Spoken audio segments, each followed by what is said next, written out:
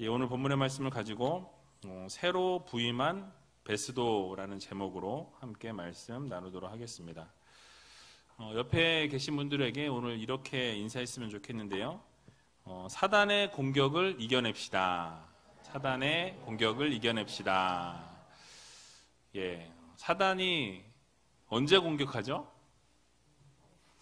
매일. 맞아요. 순간순간, 매일매일. 틈이 보일 때.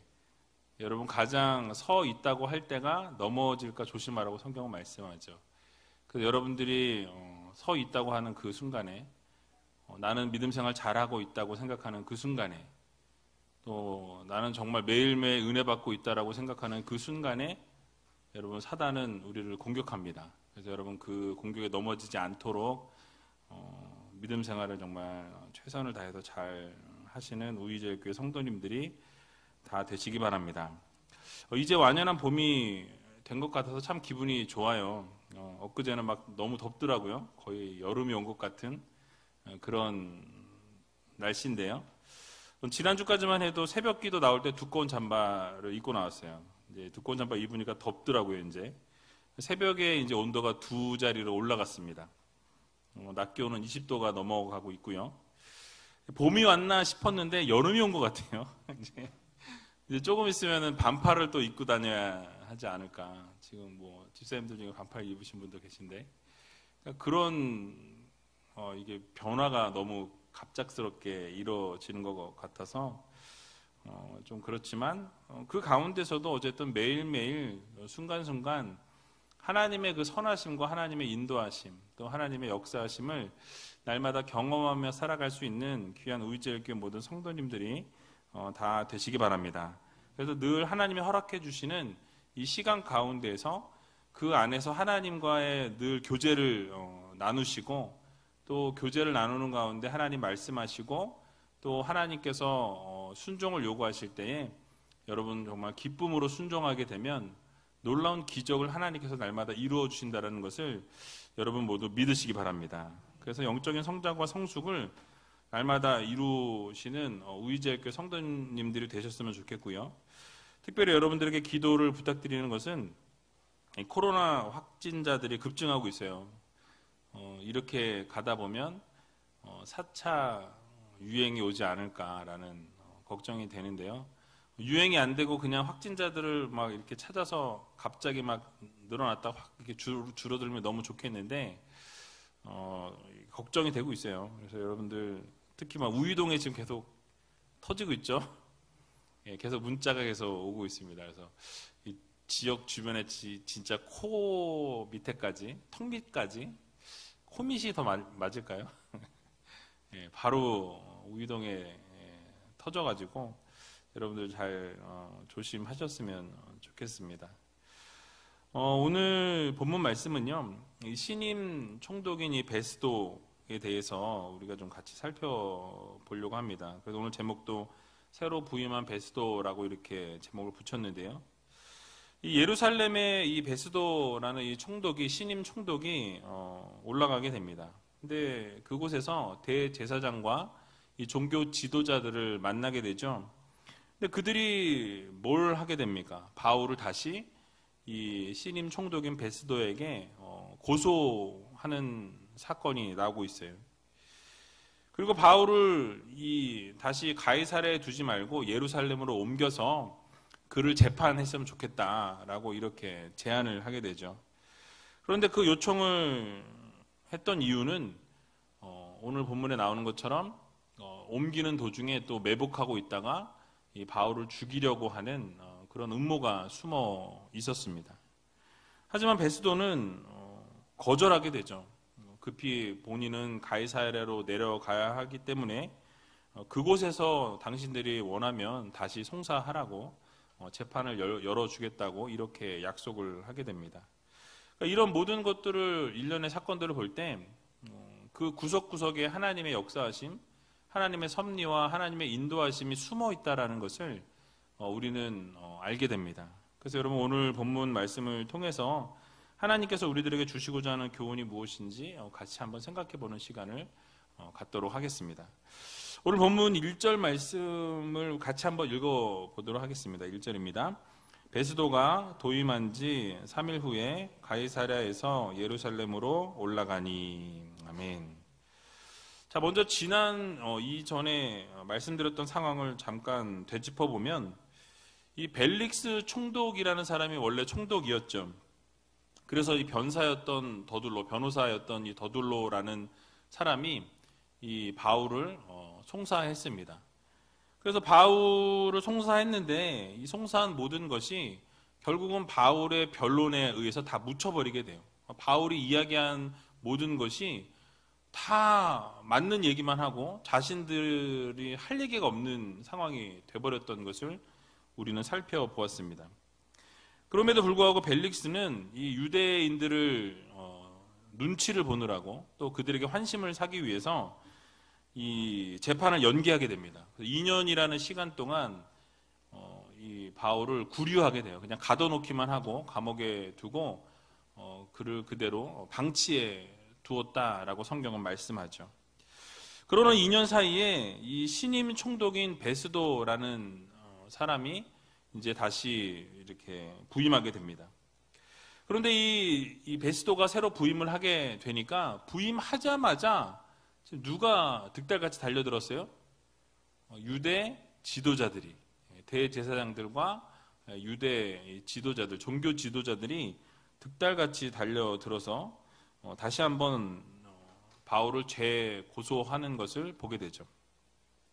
여기서 지금 베스도가 도임한지라고 이렇게 이야기하는데요. 이 도임하다라는 이 단어는요, 발을 들여놓다라는 그런 의미를 가지고 있습니다. 발을 들여놓다라는 뜻인데요. 어떤 지방이나 그 어떤 도의 이름과 같이 이 단어가 쓰이게 되면은 그 지방에 부임하게 되었다라는 그런 의미를 내포하게 돼요. 그래서 그 지방에 지금 부임했다라는 것을 말씀하죠. 근데 부임한 지 지금 며칠 됐다고 이야기하죠? 예, 3일 만에 예루살렘으로 올라갔다라고 이야기합니다. 행정 그 지역이 가이사랴인데 이 도착한 지 3일 만에 예루살렘으로 올라갔다라고 이렇게 말씀해요. 이 가이사랴에서 예루살렘까지의 거리가 정확하게 알 수는 없지만 찾아보니까 한 100km 정도 그 약간 이상 된다고 합니다. 그런데 여러분 한번 생각을 해보세요. 로마에서 이 베스도가 이렇게 보냄을 받았잖아요. 로마에서 이 가이사랴까지 거리가 한 2,000km가 넘어요. 2,200km인가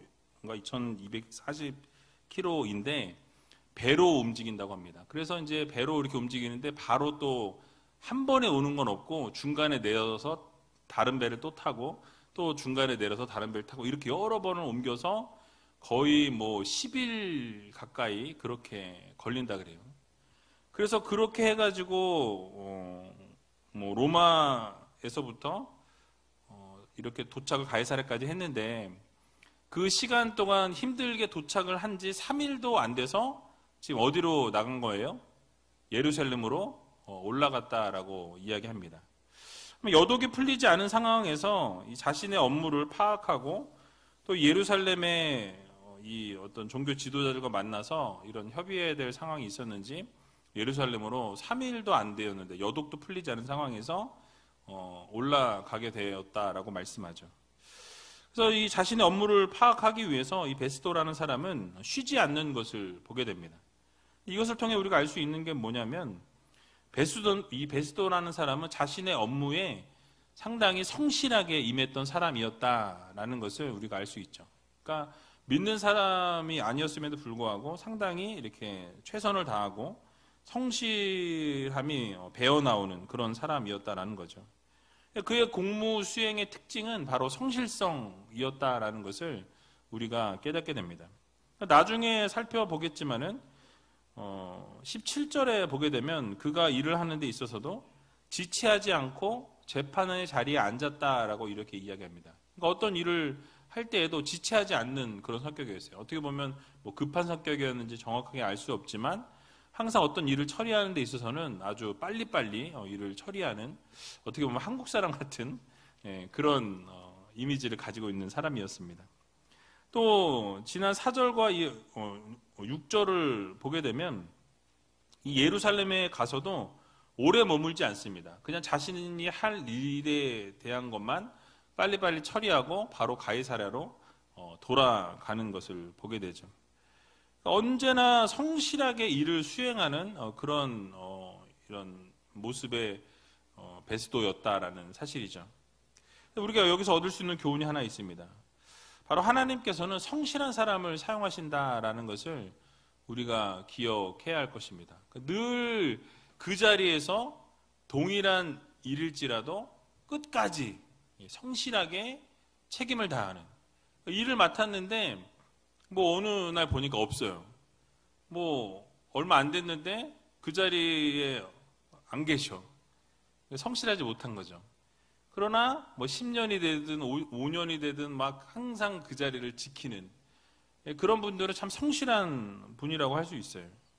이 총독 벨릭스를 퇴임시키고 베스도를 부임시킨 것이 당시 황제 네로가 그렇게 한 것이었지만, 이 모든 권력의 배후에는 누가 움직이십니까?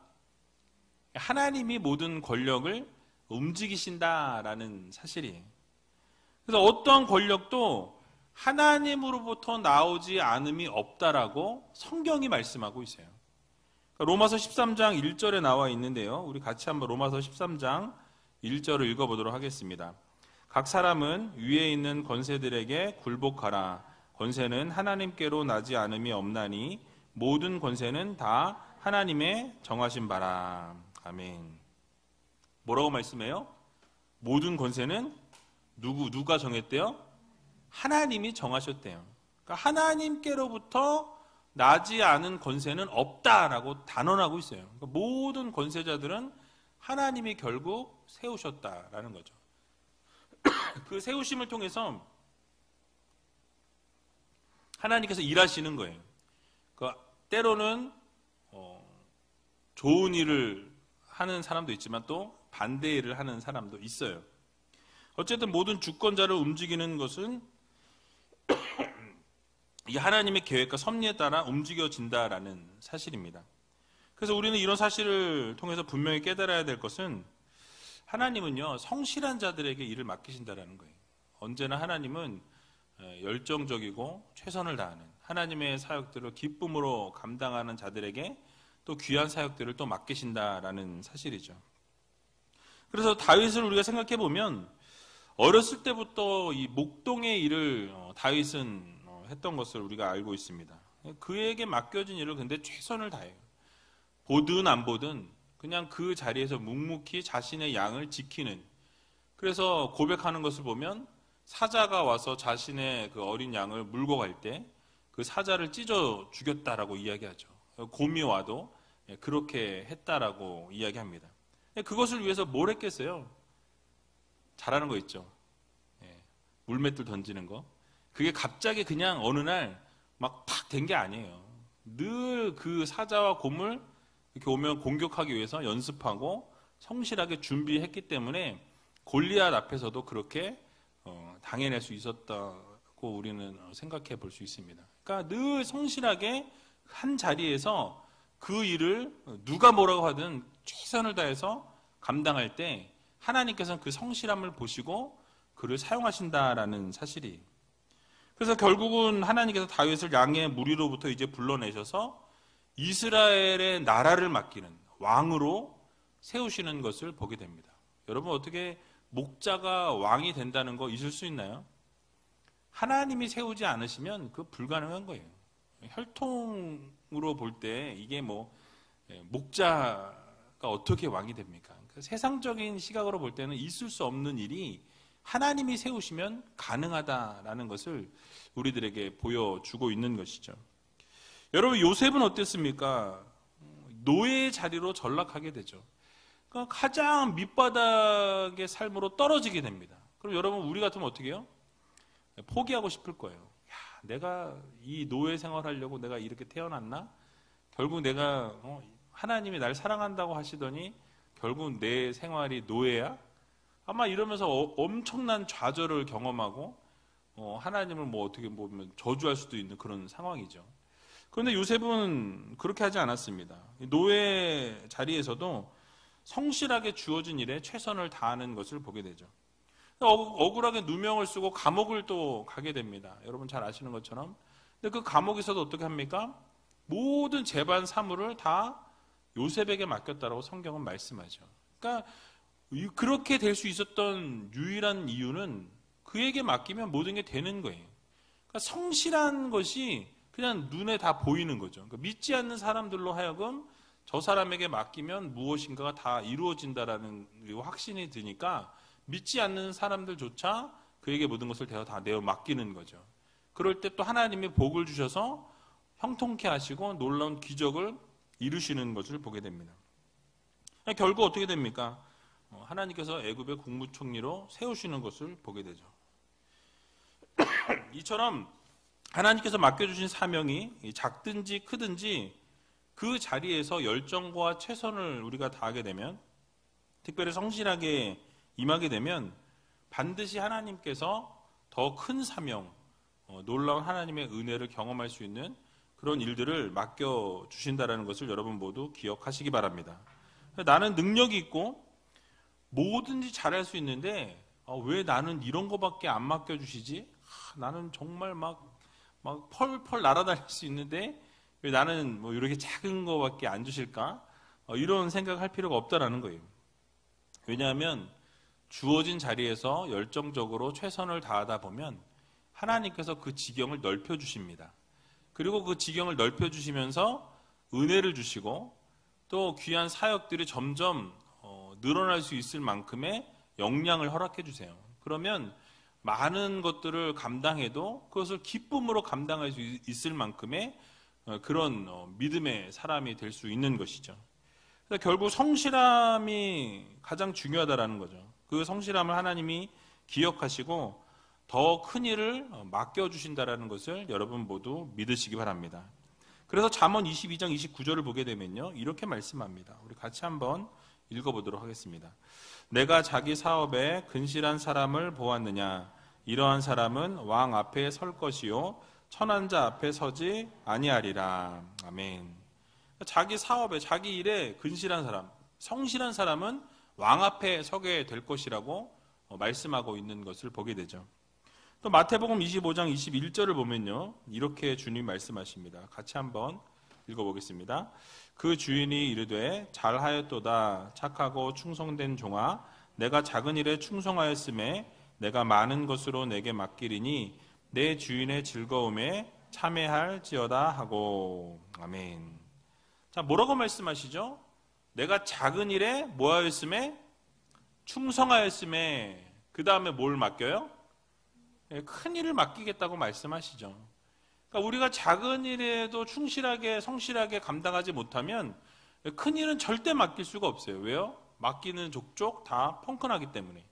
그러니까 작은 일에 충성한 사람, 작은 일에 성실한 사람에게는 하나님께서 그 성실함을 기억하시고 반드시 더 큰 일을 맡겨주신다라는 것을 여러분들 모두 기억하시기 바랍니다.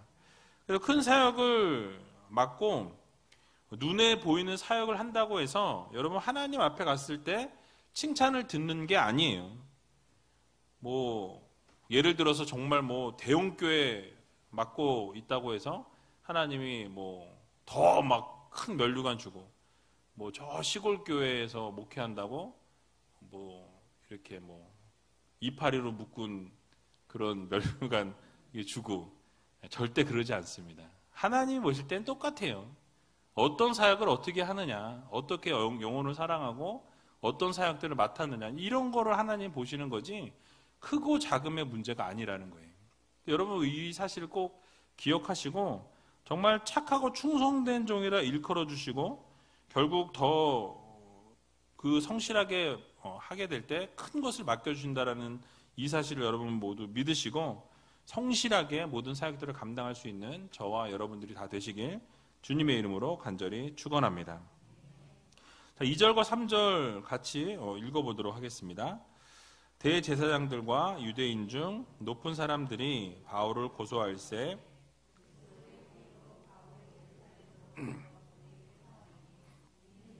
매복하였다가 그를 죽이고자 함이러라. 아멘. 신임 총독 베스도가 이 가이사라에서 예루살렘에 방문하게 될 때 이 대제사장들과 유대 종교 지도자들이 모이게 됩니다. 찾아왔어요. 찾아와서 뭘 이야기합니까? 바울을 고소했다라고 말씀하죠. 이제 부임한 지 3일 돼서 이제 예루살렘에 방문했는데 방문하자마자 뭐부터 해요? 고소부터 하고 있어요. 여러분, 이런 모습은 정말 비상식적이고 이기적인 모습이라고 생각할 수 있습니다. 게다가 지금 이 고소하고 이야기하고 있는 이 사람들의 위치가 어떤 위치죠? 하나님의 말씀을 가르치는 사람들이었어요. 하나님의 말씀을 가르치고 종교적인 지도자들이었던 것을 보게 되죠. 백성들을 이끌어가는 지도자였음에도 불구하고 그들은 계속해서 어떤 일을 저지릅니까? 바울을 죽이려고 하는, 예수 그리스도를 믿는 자들을 어떻게든 죽이려고 하는 그런 모습이 그들 안에 있었다라는 거죠. 여러분, 이런 자들이 어떻게 지도자라 할 수 있겠습니까? 그러니까 죽이는 것도 잘못된 것인데 매복했다가 죽이고자 했던 말도 안 되는 짓들을 이렇게 하는 지도자들이었다라는 거죠. 여러분, 우리 성도님들 중에는 이런 분들이 뭐 당연히 안 계시겠지만 세상에는 보면 자신의 힘과 이 권력을 이용해서 약한 자들을 괴롭히고 짓밟는 그런 일들이 비일비재하게 일어나는 것을 보게 됩니다. 여러분, 소위 갑질이라 그러죠. 최근에 갑질 정말 많이 일어나더라고요. 그렇죠? 뭐 좋은 자동차 타면서 안 좋은 자동차 막 세워놓고 막 애들 다 있는데서 막 욕하고 말도 안 되는 짓거리들을 하고 있어요.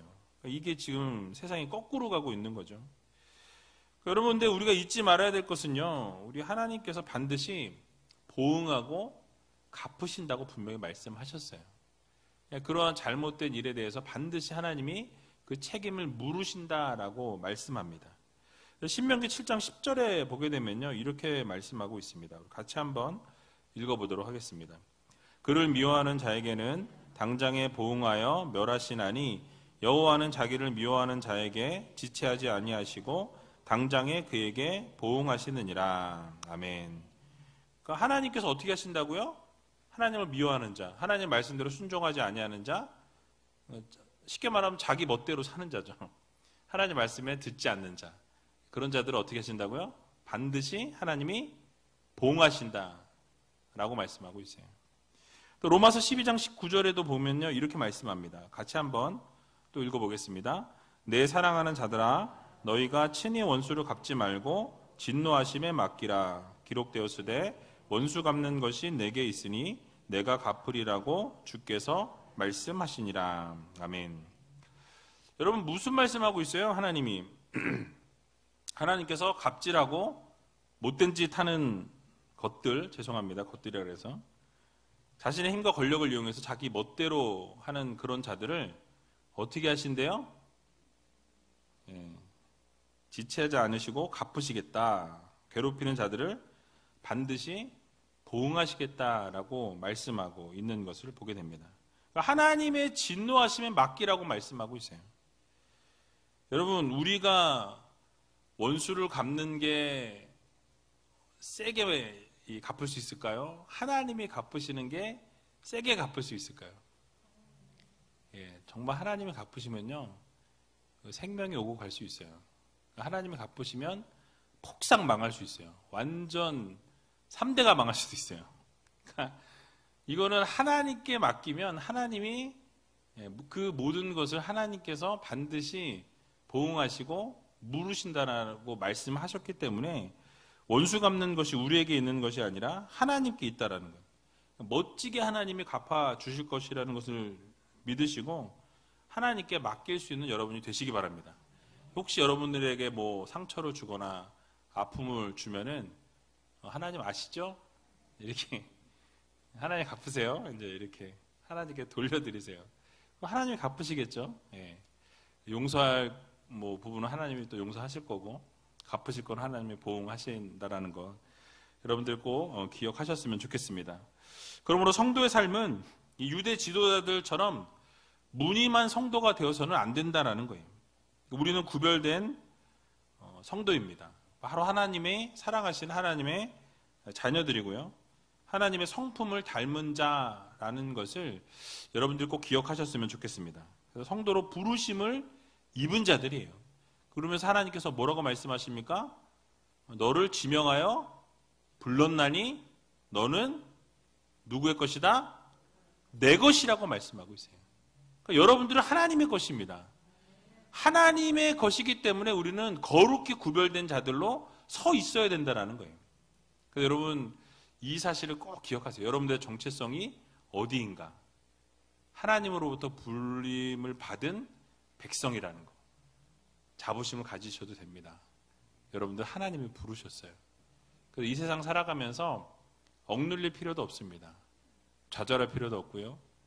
움츠러들 필요도 없어요. 왜냐하면 하나님이 사랑하시는 하나님의 자녀들이기 때문에 그렇습니다. 그래서 여러분들이 반드시 하나님께서 악한 자들에 대해서는 보응하시고 갚으신다라는 것을 여러분 꼭 기억하시면서 악에게 지지 말고 선으로 악을 이기며 살아갈 수 있는 저와 여러분들이 다 되시길 주님의 이름으로 간절히 축원드립니다. 자, 이제 베스도가 이 바울에 대한 재판을 예루살렘에서 열 수 없게 되니까 가이사랴에서 열어줄 테고, 그리고 이제 원하면 이 가이사랴에서 너희가 송사를 하라라고 이렇게 이야기해 줍니다. 오늘 본문 4절에서 5절에 나와 있는데요. 우리 같이 한번 4절과 5절을 읽어보도록 하겠습니다. 베스도가 대답하여 바울이 가이사랴에 구류된 것과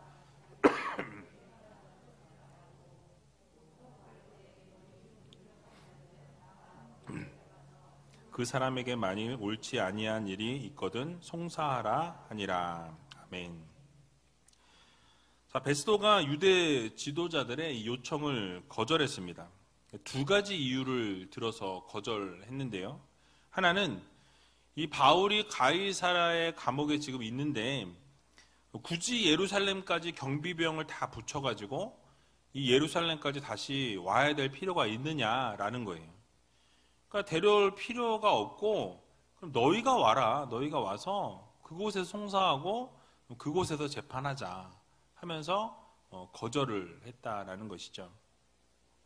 또 하나는요, 자신도 미구에 예루살렘을 떠나 가이사랴로 갈 것이다 라고 이야기하면서 그 바울을 데리고 올 필요가 없다라고 이야기합니다. 그러니까 여기서 미구라고 하는 것은요, 이 안일 미자에 오렐 구자예요. 그러니까 오래지 않다. 그러니까 오래 머물지 않을 거라는 거죠. 내가 그냥 짧게 있다가 갈 거다라는 것을 이야기하고 있습니다. 신속하게 갈 것이라는 말로 이 베스도는 빠른 시간 안에 예루살렘을 떠날 것을 이야기하고 있습니다. 그냥 굳이 바울을 데리고 내가 곧 떠날 건데 바울을 언제 데리고 언제 오냐는 거예요. 내가 이제 곧 갈 거니까 차라리 그곳에 와서 재판을 하자라는 것으로 거절을 하게 됩니다. 그러니까 이로써 바울을 길에서 매복했다가 죽이려고 했던 그 모든 악랄한 계획은 무산되어 버렸다라는 거죠. 그러니까 이런 부분도 하나님의 역사하심으로 그 모든 것이 무산되도록 이끌어 가시는 거예요.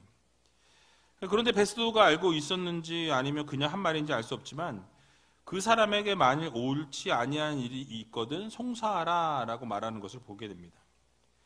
여러분, 세상에서 잘못된 일이 있으면 재판하는 것이 너무나 당연한 일이에요. 시시비비를 가려야 한다라는 거죠. 하지만 바울의 경우는 어떠했습니까? 바울이 죄가 있었어요? 없었어요? 바울은 죄가 없었습니다. 근데 사도 이 바울의 변론 앞에서 유대인들 중에서 누구 하나 변론하지 못하는 것을 우리가 살펴보았죠. 증인한 사람도 반박하지 못했던 것을 보게 됩니다. 근데 중요한 것은 이런 상황인데도 불구하고 바울을 송사하는 그 일을 멈추지 않았다라는 거예요. 이 종교 지도자들이 끝까지 붙들고 늘어졌다라는 것을 우리는 보게 됩니다. 그래서 유대 지도자들에게 있어서 바울이 죄가 있고 없고가 중요한 게 아니에요. 그저 그 바울이 예수 그리스도를 전하는 자이기 때문에 죽이겠다라는 거죠. 예수의 사람은 그저 죽어 마땅한 죄인이고 공격의 목표였기 때문에 죽이고자 했던 것이었습니다. 예수를 철저하게 믿고 섬기는 사람이 섬기려고 하는 그 모습을 포기하지 않는 한 계속해서 공격한다라는 거죠. 여러분, 이러한 모습이 누구를 닮은 것 같아요? 누가 이런 짓 하죠? 저요? 사단과 마귀가 이런 짓을 합니다. 사단과 마귀. 사단 마귀가 어떤 존재예요? 성경에 보면 참소자라고 이야기하죠. 계시록 12장 10절에 나와 있는데요. 그러니까 항상 참소하는 자니라라고 말씀합니다. 우리를 계속해서 고소하고 우리를 힘들게 하고 어렵게 하고 계속해서 공격하는 자라고 성경은 말씀하죠. 그가 하는 일이 무엇입니까? 기회가 나기만 하면 성도를 참소하는 일이에요. 죄가 있어서가 아니라 성도라고 한다면, 그러니까 예수 믿는 자라고 하면 어떻게 해요? 지속적으로 공격하고 무차별적으로 참소하고 고소해서 어려움을 주는 것이 사단의 역할이다라는 사실이에요. 여러분, 욥이 어땠습니까? 당대 의인이라고 성경은 묘사하고 있어요. 하나님이 인정한 의인이었습니다. 욥기서 1장 8절을 보게 되면 하나님께서 이렇게 자랑하시는 것을 보게 됩니다. 우리 같이 한번 읽어보겠습니다. 여호와께서 사단에게 이르시되 내가 내 종 욥을 유의하여 보았느냐? 그와 같이 순전하고 정직하여 하나님을 경외하며 악에서 떠난 자가 세상에 없느니라. 아멘. 그러니까 지금 하나님이 사단 앞에서 뭐라고 말씀하시는 거죠? 욥에 대해서 뭐하고 계세요? 칭찬하시고 자랑하고 계신 거예요. 야, 욥 같은 사람 봤어? 그렇게 정직한 사람 봤어? 그렇게 죄에서 떠난 사람 봤어? 본 적이 없어. 정말 대단한 사람 아니니? 너무너무 자랑스러우신 거예요. 근데 사단은 어떻게 합니까? 참소하죠. 까닭 없이 하나님을 경외하겠습니까?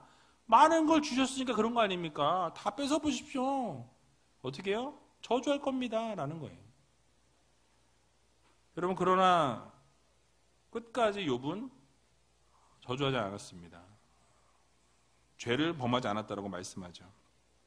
예수님께서도 요한복음 10장 10절에서 이렇게 말씀합니다. 우리 같이 한번 요한복음 10장 10절 읽어보겠습니다.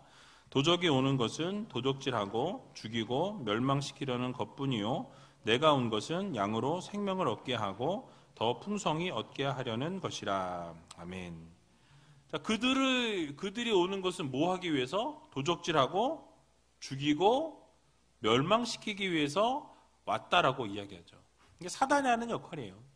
죽이려고 하고 어떻게든 망하게 하고 어떻게든 힘들게 하고 멸망시키려고 해요. 그래서 정죄와 참소를 지속적으로 이루어서 이 성도들을 교란시키고 성도들을 힘들게 하고 좌절하게 만드는 것이 바로 사단의 역할이다라는 것이죠.